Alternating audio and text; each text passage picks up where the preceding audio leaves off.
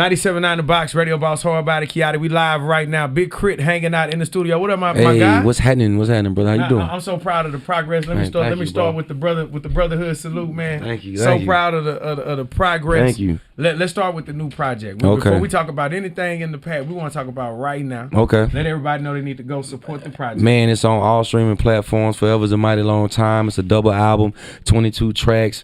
One side is the Big Krit side, the other side is Justin Scott's side, and it's about showing my duality in life, man. What it's like to be in the industry, to be, Big Krit, my lyrical prowlers, trunk rattling. But then you got the Justin Scott side, which is more about what I deal with at home, my anxiety, my insecurities, the battle with my vice and faith and all those things on the Justin Scott side. I used to have a hard time sequencing my records, but this was the first time that I could literally dedicate a whole side to all the introspective things that I wanted to talk about. And it's been a beautiful experience, especially on stage, man. How important is mental health? Oh, you got to have that. You got to get your mind right. See, a lot of people, obviously getting their physical right and trying to eat well, but you got to also, get past whatever you might be dealing with as far as mentally as well. Sitting down and talking to someone, there's nothing wrong with that. You got to really think about it. Oprah definitely is sitting down and talking to someone. You got to get all that stuff aligned and don't be scared to express yourself if you're not having a good day, if you're going through something. Normally when you try to talk about it, people are always like, man, what you worried about? You got this, you got that, and that normally halts you. And then you get into a cycle of never telling people how you truly feel. Right. And then you start leaning on your vice, whether you're drinking or smoking, and kind of medicate and get past it. And then one day it kind of hits you. And that's when the anxiety started happening, the disassociating, not really being in the moment. Like, man, what is wrong? And we got to start working on those things and talking about them, especially in the black community. In the black community, and it sounds funny, our parents were like, the business that happened in this house stays in this house. Yeah. Don't you go say nothing to nobody. If it's something pop up, we're going to handle it here. And now, especially with social media and with people, for lack of a better phrase, acting out. Now we're like, man, what's going on with Junior? Why Lil Nunu acting like that? They going through real life stuff. Yeah, and the outlet to express yourself is not there. And then most people go to again, violence or whatever their vice is, and they overdo it.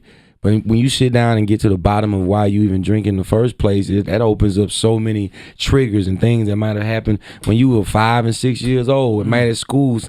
All these things affect you throughout life. We just weren't told that. We didn't talk about that enough because we saw our parents go to work and then come home, go to work, come home, never really expressing themselves either because you got to get this money, I got to pay these bills. Right. But there's so much other stuff in life that you have to pay attention to. Right, so yeah, man, I'm just on my mission now to tell people what I went through in the 2.5 years of making this album, how I started to really start living my life, paying attention to my alcohol consumption, how much I was consuming alcohol, when I was consuming alcohol, and how it was surrounding everything I was doing in my life. And that's why I was 225 pounds. My skin was bad, you know what I'm saying? And then once I stopped, and everything started to change. So start paying attention to the business. Oh man, not even just the business, but being happy. Because a lot of the ways of naturally being happy were being blocked because I was using something that was kind of keeping me in this fog all the time. What makes you happy now? Outside of performing for fans and creating, man, just on a personal level, what makes you happy? Brother, literally just going outside, and just taking a deep breath now. I spent so much time in the studio and so much time on the road that I never really experienced life. Like I never really traveled somewhere and then just got there and just sat there, turned my phone off. And then again, the interactions with people now more than ever have been more powerful. Like when I just shake someone's hand and they genuinely are rocking with the music, it's like this positive exchange of energy that I can take on my journey. It's just totally different than me just trying to like, man, appreciate boom, boom, boom. It's like, yo, thank you for still believing in me now. It's crazy. Do the cameras bother you when you perform? And the reason why I say that, it's been artists that feel like, put the cameras down and enjoy this moment that we're spending and that we're having right now. So I just wonder, with you being introspective and just kind of being honest right now. So whenever you're on stage and everybody's cameraed up, does that take away from that? Because right now, you sober, brother. You understanding and noticing everything that's happening. Yeah, so. I mean, well, the things that happen, what I realize is that, a lot of older people be like, man, I remember when I saw BB King or somebody or James Brown performing, man, I wish y'all could have seen it. Man, he had on a blue shirt. They know everything. So people, all people are doing now is documenting the moment. Probably to look at it later on to show their kids. So I can't really be mad at someone for wanting to relive it because we have the means to do it now. Right. But through that, I've noticed that normally they're not really looking at the show through their phone. Because if we so turn, it's impossible to stay still and get the footage. So when you do see the footage, the camera's doing all this anyway, so it really don't matter. Yeah. But, you know, sometimes people use them for lights because they don't have lighters. People ain't out there with their lighters no more, so they using the camera ain't no more lighters no more. Nah, you know what I'm saying? Put your camera light up now, you know what I'm saying? So I've learned to get used to it. You know, because I've also performed for crowds when people didn't have their phones up and didn't know who I was and looked like they wasn't enjoying the show. Right. So I take the phones up. You know what I'm saying? Y'all see what's going on. Over them not having them up at all. So, but it's still an amazing experience. And at some point, people do put their phones down because their phones die. So we on stage long enough, and you burning so much juice that at some point you got to put it down. Was it uncomfortable stepping away from Def Jam? No, it was scary because the amount of freedom that I had, but I was on the end of a situation where people knew who I was. Okay. Like to be independent and don't nobody know who you are, that's a different grind because it's like, all right, boom, the label, boom, boom, and I can get on this platform. I came off of what we got the brand multi. Mm-hmm. People have heard the albums I put out, so now it's on me to create the kind of project that was supposed that freedom that I had on mixtapes, I should have it now as being an independent artist. So that was the only thing. And then getting out of the habit of having a deadline and having somebody be like, we need this and we need that and we're gonna roll out on this. It was like, nah, bro, you ain't done with the album yet? Okay, well, we'll take a few more weeks. Then when I got done with the album, I was calling Dutch like, what you need me to do? We don't need you to do anything. We ahead of schedule. Just chill, just kick it. And I didn't know how to kick it. I was like, man, I know I'm supposed to be doing something. Like, nah, bro. Because it was all in our wheelhouse. The ball was in our court for once. And then once the album dropped, it exceeded all my expectations. Because all those people that was there when I was with Def Jam that was supporting, they came back. And then it was more on top of that. You laid that groundwork. What's your favorite song on the project? Man, bro, it's okay. Before I tell you mine, what's your favorite? What's your personal? Right now. Well, you know what? Let me break that down. Okay. I'm gonna put it in two different categories. All right, let's go. One, what's your favorite? But then two, which one means the most to you? That's weird, bro. It's the same thing to you? I mean, it's pretty much. I mean, okay, so I say, Bury Me in Gold is definitely one of my favorites right now, and that's because of what I get to experience on stage. Keep the Devil Off to me is the most important one. Because if that's the last thing I gotta tell people, I'm comfortable with that message. You know, keep that positivity going, keep the negativity away from you, keep the devil off. And, you know, that was the first single from the album. Right. And then we let it bubble, and then people chose 1999 after that, and then we ran with it. But yeah, man, I would say Bury Me in Gold, keep the devil off. Man, I'm not mad at that 1999. Yeah, but Confetti is I'm super competitive. Like, I'm that guy that's for. I don't want to lose. Yeah, we can go hard. Yeah, I'm really about that. Like, hey man, respect me. Like, your Confetti ain't even here. Like, I heard that, I said, oh my god. And it's literally that anthem when you know you better, when you know you was supposed to win, and it just didn't fall in your cards. And the person that did win wasn't prepared. And when you see their confetti fall, you can tell. They didn't believe in it. They didn't believe in the win. And then you got to come back and get it again. You know what I'm saying? And that was my mentality, being in a position of being a country boy and always having to, like, prove myself as a lyricist and as an artist throughout all these years. And even after Mount Olympus, still having to come back around and be like, nah, bro, I got it. After 12 for 12, I'm like, yo, nah. Yeah. I'm there. Excuse me. You know, and so now we here and Confetti is like, barbershop talks, my name gonna be brung up. But you in that circle. You know what I'm saying? Now that circle it's a very small circle. But you in that circle. And I've been in, since Krit was here, I've been telling them I'm in that circle. They just made me have to prove it a whole lot more.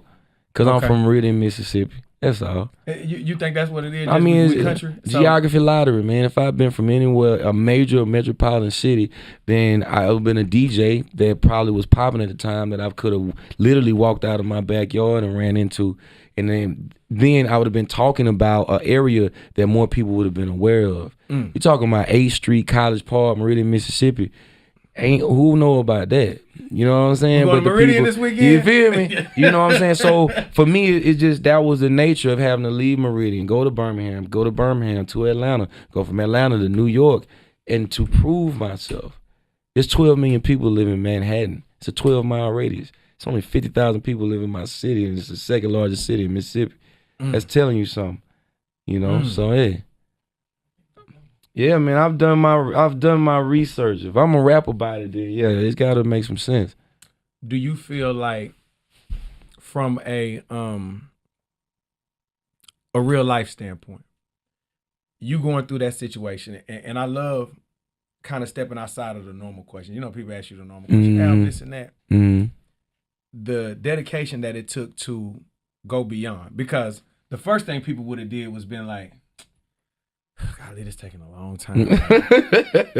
I ain't blew up yet. It ain't happened yet, because honestly, we're programmed to believe I'm going to drop something. I look online and see all these overnight success stories. I'm finna be successful overnight. Damn it, that's how it's going to go for me.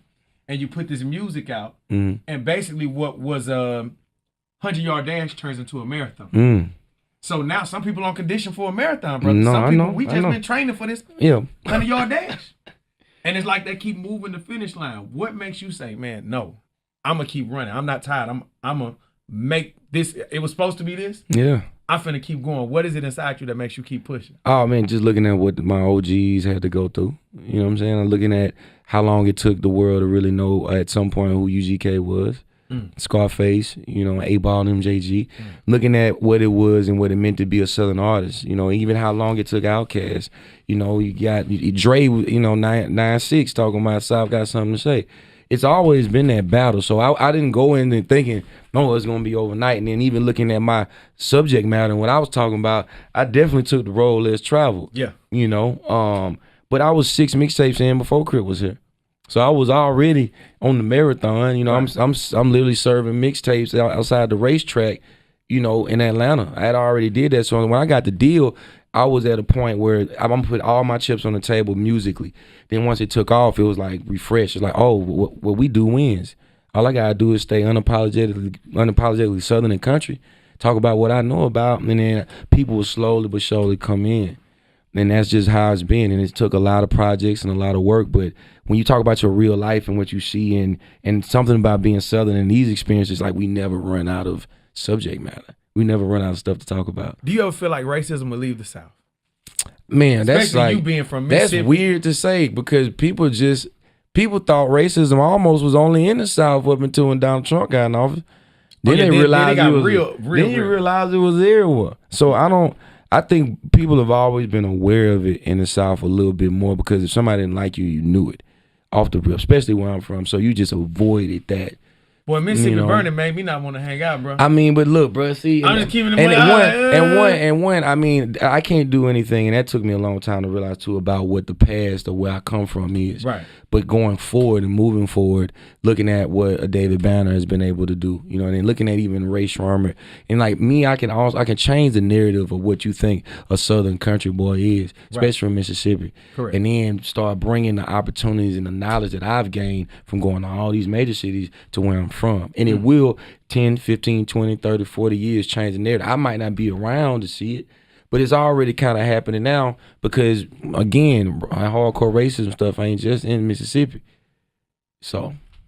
But you starting to see a whole lot more biracial, like, it's like the longer it goes. Oh, yeah. I mean, look, you look at where we are now versus where we were just 20 years ago. Right. Like, not only technology changes, but how people share information changes ideas and thoughts. And it can rewrite a lot of ignorant mentalities that people may have been given because they were in close-knit networks that wouldn't let outside influences get to them. It's hard to do that now. When you can see an intelligent black man talk to you from a presidential standpoint, when somebody parents might be like, we'll never see that, you'll never see that in the White House, and then boom, you see that.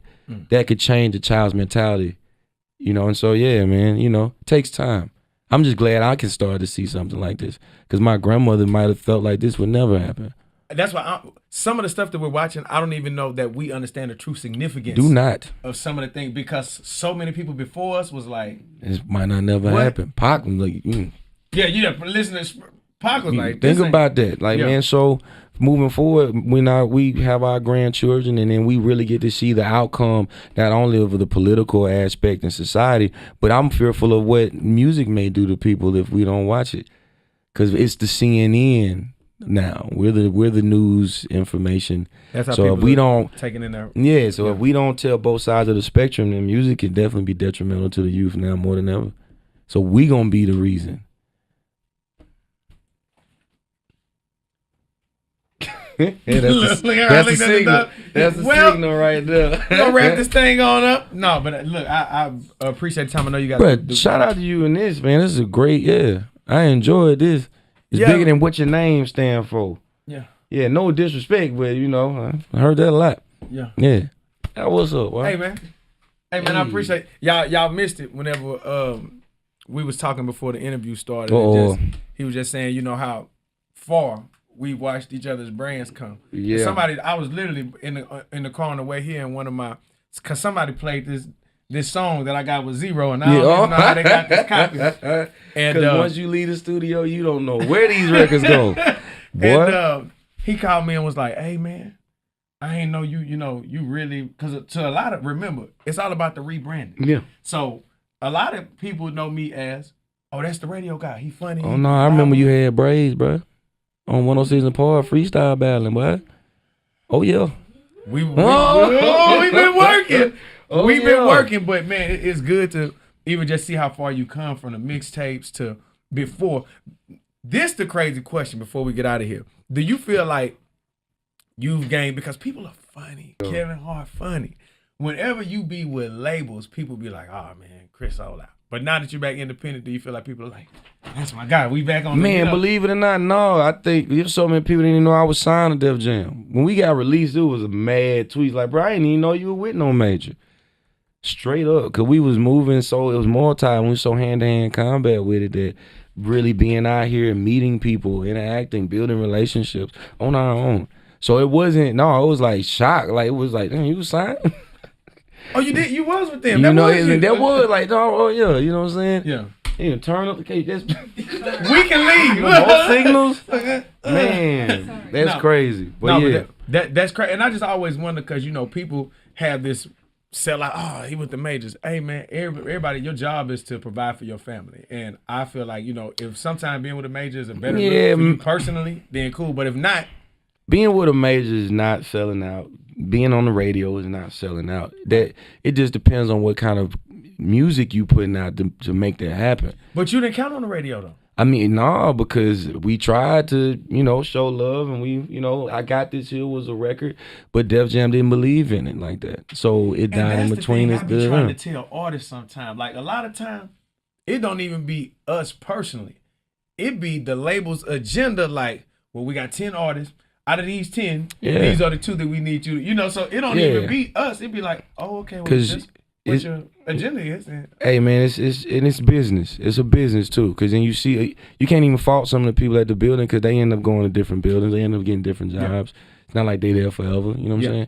So it's a business, and you know, I realized that at the end of it all, once I became independent and realized how easy it was for me to just, this is what I want to put out. This is what we putting out. This is what the video is, and this is what we gonna run into the ground no matter what. Don't have to play it for no boardroom. Don't care what you think about it. Straight like that. Just like that. Here's my new single. Clean and dirty version. Do you need drops? Yeah, I got you. Tomorrow. You know what I'm saying? Do you still do drops? Yes. All right, y'all, we out of here. We got of course. Some drops. Y'all keep it live. No, man. What? Who don't? What? You know? Hey, it's going down the real side of H-Town 97 out the box. Krit, yeah.